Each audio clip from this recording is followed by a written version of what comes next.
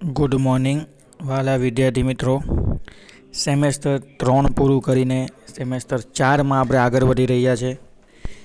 હું Mitul Barot, diploma mechanical એન્જિનિયરિંગની અંદર ચોથા સેમેસ્ટરમાં તમારો જે સબ્જેક્ટ આપણે કન્ડક્ટ કરવાના છે, એના જે લેક્ચર આપણે કન્ટિન્યુઅસ કરવાના છે એ છે M&I. ઓકે, સબ્જેક્ટનું ઘણું બધું ડિસ્ક્રિપ્શન ગઈકાલે આપી દીધું છે. M&I જેનું નામ છે મેટ્રોલોજી એન્ડ ઇન્સ્ટ્રુમેન્ટેશન. આની આગળ તમે એક સબ્જેક્ટ બનીને આવ્યા હશો MSM, material science and metrology. અને આ આપણો સબ્જેક્ટ છે મેટ્રોલોજી એન્ડ ઇન્સ્ટ્રુમેન્ટેશન, મતલબ ધાતુશાસ્ત્ર, અને એની અંદર ઇન્સ્પેક્શન કરવા માટે, ટેસ્ટિંગ કરવા માટેના જે ઇન્સ્ટ્રુમેન્ટ વપરાય છે એના વિશેની માહિતી આપણે મેળવીશું. ગઈકાલનો આપણો પહેલો લેક્ચર હતો, આજે આપણો બીજો લેક્ચર છે. દરેક વખતની જેમ તમને આ બધા જ લેક્ચર આપણી જે યુટ્યુબ ચેનલ છે ત્યાંથી ઇઝીલી અવેલેબલ થઈ જશે. લિંક તમને ગ્રુપમાં મોકલી આપવામાં આવશે. સ્ટાર્ટ કરીએ છીએ આજનો lecture. Chapter number 1, unit number 1 શું છે? Linear and angular measurement. મને મિનિંગ સમજવો પડે તમારે આનો, કે લિનિયર અને એંગ્યુલર મેઝરમેન્ટનો મતલબ શું થાય. ક્લિયર છે? પહેલાં આપણે બેઝિક ડિફરન્સ સમજીએ અને પછી ચેપ્ટરમાં અંદર આગળ વધીએ. લિનિયરનો મતલબ શું થાય? તો કે એક લાઇનમાં. લિનિયરનો મતલબ શું થાય? તો કે એક લાઇનમાં હોય તેવા. અને એંગ્યુલરનો મતલબ શું થાય? તો કે ખૂણા. આ રીતના ખૂણા પાડેલા ને આપણે, તો જ્યાં ખૂણા પડશે, ખૂણા માપવાના હશે, ત્યાં આપણે એંગ્યુલર મેઝરમેન્ટ કરીશું. અને જ્યાં સીધી લાઈનો માપવાની હશે, લંબાઈ માપવાની હશે, પહોળાઈ માપવાની હશે, ઊંચાઈ માપવાની હશે, રેડિયસ, ડાયામીટર, કર્વેચર, ઊંડાઈ, આ બધી વસ્તુ માટે આપણે શું કરીશું? લિનિયર મેઝરમેન્ટ કરીશું. અને જ્યાં ખૂણા માપવાના હશે, કાટખૂણા માપવાના હશે, લઘુકોણ માપવાના હશે, ગુરુકોણ માપવાના હશે, ત્યાં આપણે શું કરીશું? બેઝિકલી એંગ્યુલર મેઝરમેન્ટ યુઝ કરીશું, અથવા એના માટેના ઇન્સ્ટ્રુમેન્ટ યુઝ કરીશું. ક્લિયર છે? સ્ટાર્ટ કરીએ ચેપ્ટર નંબર 1માં. સૌથી પહેલો ટૉપિક તમને શું કીધો છે તે જોજો. ખૂબ જ મજા આવે એવો સબ્જેક્ટ છે વિદ્યાર્થીઓ. રેગ્યુલર લેક્ચર જોશો તો ખરેખર તમને સબ્જેક્ટમાં ખૂબ જ ઇન્ટરેસ્ટ પડે એવો સરસ મજાનો સબ્જેક્ટ છે આપણો. શું કહે છે ટૉપિક 1.1માં? Inspection, quality and quality control ની ડેફિનેશન અને ડિફરન્સ. તમને અહીંયા 3 વસ્તુ આપી છે, ખાસ સમજજો. એક તમને ઇન્સ્પેક્શન કીધું છે. તમે ઘણીવાર સાંભળ્યું હશે કે ભાઈ સ્કૂલમાં ઇન્સ્પેક્શન આવ્યું છે, તમારા પપ્પા જોબ કરતા હોય ત્યાં ઇન્સ્પેક્શન આવ્યું છે. ઇન્સ્પેક્શનનો મતલબ શું થાય? ચેકિંગ કરવું. ત્યાર પછી બીજો શબ્દ છે ક્વોલિટી. ક્વોલિટી એટલે આપણે ગુજરાતીમાં શું કહીએ? ગુણવત્તા. અને ત્રીજો વર્ડ છે ક્વોલિટી કંટ્રોલ, એટલે એ જે ગુણવત્તા છે એનું નિયંત્રણ કેવી રીતના કરવું તે. આ 3 જે ડેફિનેશન છે, 3 જે શબ્દ છે એ આપણા સબ્જેક્ટ સાથે ખૂબ જ મજબૂતાઈથી સંકળાયેલા છે, જોડાયેલા છે. જો તમને સમજાવું. ક્લિયર? સૌથી પહેલાં આપણે વાત કરીશું ઇન્સ્પેક્શન વિશે. ઇન્સ્પેક્શનનો મતલબ શું થાય છે? તો કે દેશી ભાષામાં, ગુજરાતીમાં ઇન્સ્પેક્શનનો મતલબ થાય છે ચેકિંગ કરવું. ક્લિયર? હવે તમે રૂટીન તમારા ઘરે બેઠા છો, તમારી ડે ટુ ડે લાઈફ જે ચાલે છે એમાં તમે જો કઈ કઈ જગ્યાએ ઇન્સ્પેક્શન થાય છે તે. તમે સપોઝ ટીવી ખરીદવા ગયા, તમારે ટીવી નવું લેવું હતું, તમે નવું ટીવી લેવા ગયા. તમે નવું ટીવી લેવા ગયા એટલે તમે શું કર્યું? તો કે ટીવી ખરીદતા પહેલાં અથવા ટીવી ખરીદતી વખતે તમે એની ગુણવત્તા, સાઇઝ વગેરેની ચકાસણી કરી. એ ભાઈ HD છે, 4K અલ્ટ્રા છે, 4D છે, 3D છે, સાઉન્ડ ક્વોલિટી કેવી છે, ટીવીની સાઇઝ કેટલી છે, 42 છે, 52 છે, 55 છે, 50 ઇંચ છે. ક્લિયર? દેખાય કેવું છે, કેટલા વર્ષની વોરંટી છે, ગેરંટી છે, બરાબર, ગ્લાસ કયો આવે છે, આ બધું તમે શું કર્યું? તો કે ચેક કર્યું. જ્યારે પણ તમે વસ્તુ ચેક કરો ને એટલે તમારી અંદરનો એન્જિનિયર બહાર આવવો જોઈએ. અને તમે જો મિકેનિકલમાં ભણતા હો તો 100% તમારી અંદરનો મિકેનિકલ એન્જિનિયર બહાર આવવો જોઈએ. ક્લિયર? એટલે તમે શું કર્યું? તો કે ચેકિંગ કર્યું ટીવી લેતા પહેલાં. એને આપણે ઇન્સ્પેક્શન કહીએ છીએ. ક્લિયર? કોઈકને ઈચ્છા થઈ કે ભાઈ હું સ્કૂટર અથવા બાઇક ખરીદું, તમને એવું થાય કે આપણે નવી બાઇક લઈ લેવી છે, તો બાઇક લેતી વખતે, સ્કૂટર લેતી વખતે તમે શું કરો છો? તો કે ભાઈ બાઇકની એફિશિયન્સી એટલે કે એની કાર્યક્ષમતા ચેક કરો છો. એન્જિનની સાઇઝ કેટલી છે, કેટલા સિલિન્ડરનું એન્જિન છે, કેટલો પાવર જનરેટ કરે છે, કેટલી એવરેજ આપશે. એવરેજ એટલે માઇલેજ ટેકનિકલ લેંગ્વેજમાં. ક્લિયર છે? પછી કેટલી પિકઅપ છે, કેટલી સ્પીડમાં ભાગી શકે છે, કલર કેવો છે, મજબૂતી કેવી છે. બરાબર, આ બધી વસ્તુ તમે ચેક કરી. That is call inspection.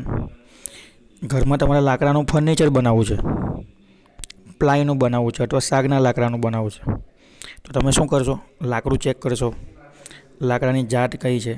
દેવદાર છે, પાઇન છે, સાગ છે, પ્લાય છે. આ તમે ચેક કરો છો. એની ઉપર કલર કયો કરેલો છે, વાર્નિશ લગાડેલું છે કે પછી સનમાઇકુ લેમિનેટ્સ લગાડેલા છે. તો આ બધી વસ્તુ તમે ચેક કરો છો. આ બધું બી તમને ખબર નહીં પડે તો એકદમ સાદું સિમ્પલ એક્ઝામ્પલ. શાકભાજી લેવા જાઓ ત્યારે ટામેટાં, પછી કાંદા, બટાકા, કોબીજ, કોઈ પણ શાકભાજી તમે શું કરો છો? એક એક વસ્તુ ઢગલામાંથી વણીને લેવો છો. વણીને લેવો છો એટલે તમે શું કરો છો? તો કે પર્ટિક્યુલર તમે ચેક કરો છો કે આ ટામેટું સારું છે કે નહીં, આ રીંગણ સારા છે કે નહીં. તો એ તમે જે ચકાસણી કરો છો કોઈ પણ વસ્તુ ખરીદતા પહેલાં, તો નોર્મલ જે ચકાસણી, પછી ટેસ્ટિંગ, બરાબર છે, પછી ચેક કરવું, આ બધાને આપણે શું કહીએ છીએ? ઇન્સ્પેક્શન કહીએ છે. ક્લિયર છે? એક તમને બેસ્ટ એક્ઝામ્પલ આપેલું છે કે જ્યારે સબરીના ઘરે રામ આવેલા, તો સબરીને ચિંતા હતી કે રામ ભગવાનને મારાથી ખોટા બોર નહીં અપાઈ જાય, ખોટા એટલે ખાટા બોર નહીં અપાઈ જાય અને રામ ભગવાનનું મૂળ નહીં બગડી જાય. એટલા માટે રામ ભગવાનને સ્પેશિયલી મીઠા બોર ખવડાવવા માટે સબરી શું કરતી હતી? તો કે પોતે ઇન્સ્પેક્શન કરતી હતી. શું કરતી? એક એક બોરે વણતી, ચાકતી, ખાટા હોય, ખરાબ હોય તેને ફેંકી દેતી અને મીઠા લાગતા એને સાચવી રાખતી કે ભાઈ આ બોર મીઠું છે, જ્યારે મારા રામ ભગવાન આવશે ત્યારે હું એના મીઠું બોર ખવડાવીશ કે જેથી ખુશ થાય. તો આજથી વર્ષો પહેલાં જ્યારે ભગવાન હતા ત્યારે પણ એ લોકો ઇન્સ્પેક્શન કરતા હતા. તમે વિચારી શકો છો કે એનું મહત્ત્વ શું છે તે. ક્લિયર? ક્યારે? જ્યારે સબરીના ઘરે રામ પધારેલા ત્યારે. ક્લિયર છે?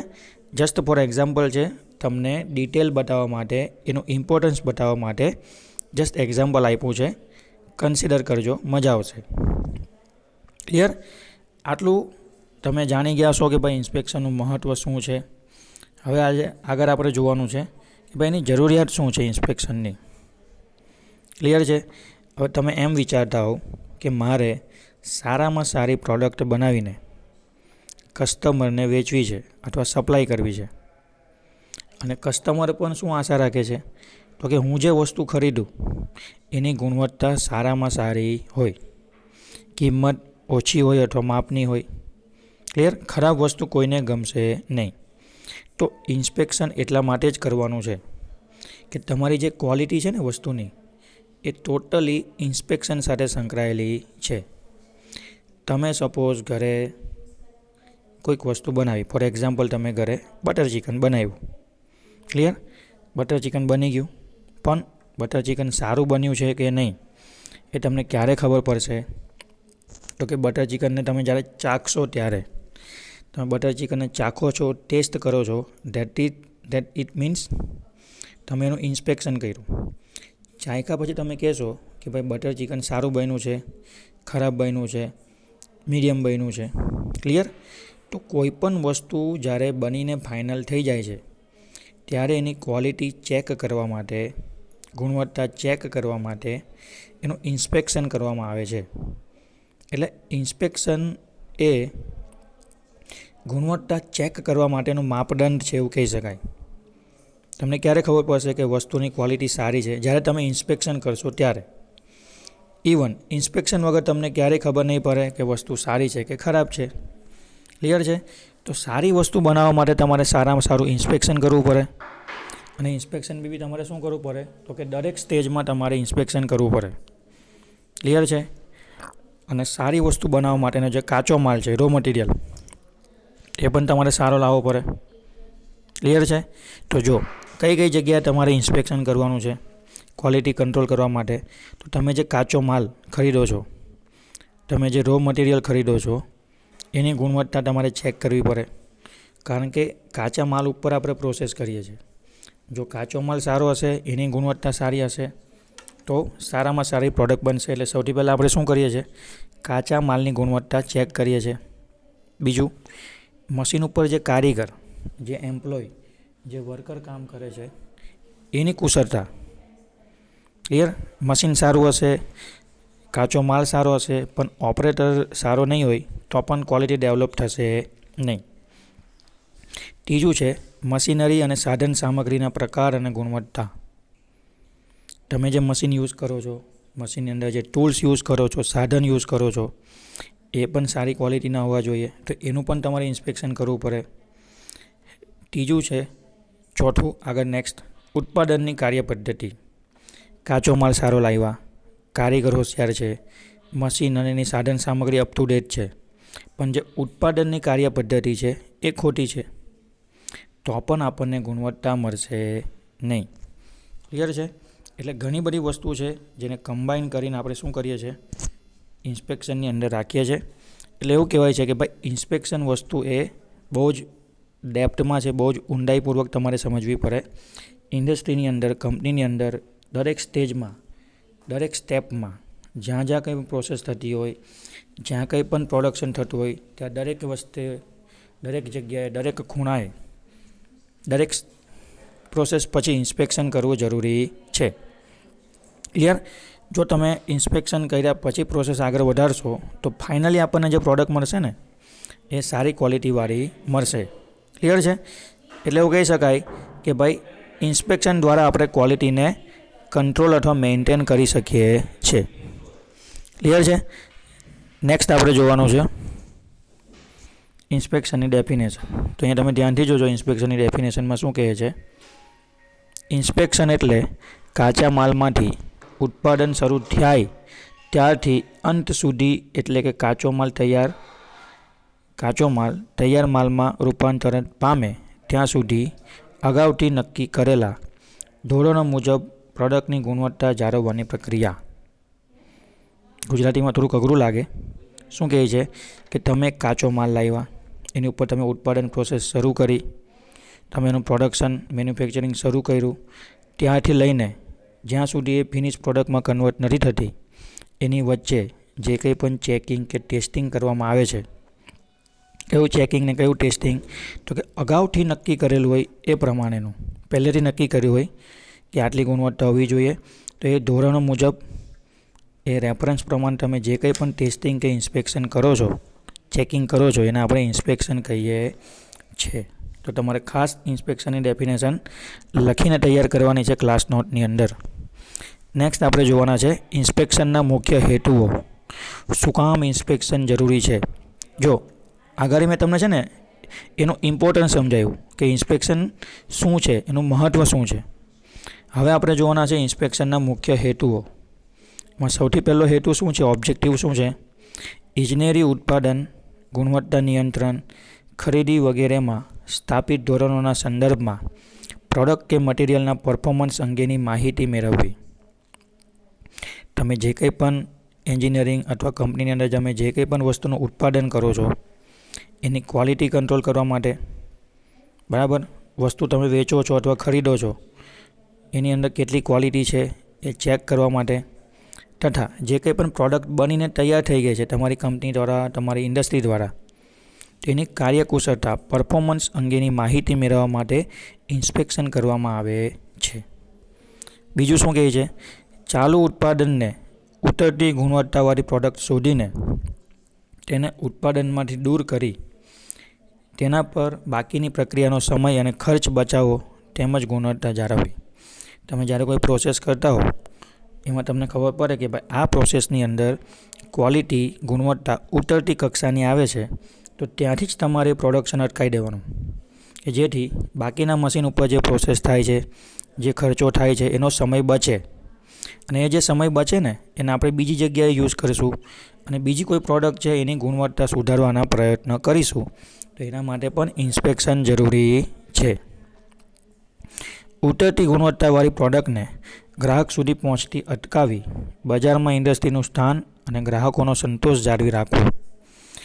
તમે જો કસ્ટમરને જે ગુણવત્તા તમે કીધી છે એ ગુણવત્તા કરતાં ઉતરતી એટલે કે ઓછી ગુણવત્તાવાળી પ્રોડક્ટ આપશો તો ગ્રાહક એનાથી છેતરાશે. ગ્રાહક છેતરાય એટલે તમારી વસ્તુ લેવાનું બંધ કરી દે.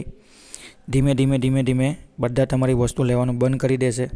તો માર્કેટમાં, ઇન્ટરનેશનલ બજારમાં, માર્કેટમાં તમારું જે નામ છે, તમારી જે રેપ્યુટેશન છે એ ખરાબ થશે. તો એનો એક જ સોલ્યુશન છે કે કસ્ટમર સુધી સારી ગુણવત્તાવાળી અથવા જે તમે નક્કી કરી છે એ ગુણવત્તાવાળી પ્રોડક્ટ પહોંચાડવી. એનાથી ઓછી ગુણવત્તાવાળી પ્રોડક્ટ ન પહોંચે એનું ધ્યાન રાખવા માટે પણ આપણે ઇન્સ્પેક્શન કરીએ છીએ. ક્લિયર છે? તો અહીંયા સુધી રાખીએ છીએ આજના લેક્ચરમાં. આજે આપણે ચેપ્ટર નંબર 1માં ઇન્સ્પેક્શન, ક્વોલિટી અને ક્વોલિટી કંટ્રોલ વિશે વાત કરી, જેમાં ઇન્સ્પેક્શનનું ઇમ્પોર્ટન્સ જોયું, ઇન્સ્પેક્શનની ડેફિનેશન જોઈ અને લાસ્ટમાં આપણે ઇન્સ્પેક્શનના જે ઓબ્જેક્ટિવ છે, જે મુખ્ય હેતુ છે એ ડિસ્કસ કર્યા. નેક્સ્ટ લેક્ચરમાં મળીશું ત્યારે ઇન્સ્પેક્શનની જરૂરિયાત અને બીજી બધી જે વસ્તુ છે ઇન્સ્પેક્શન રિલેટેડ એનું જે ઇમ્પોર્ટન્સ છે એ ડિસ્કસ કરીશું. મળીશું આવતીકાલે. Thank you.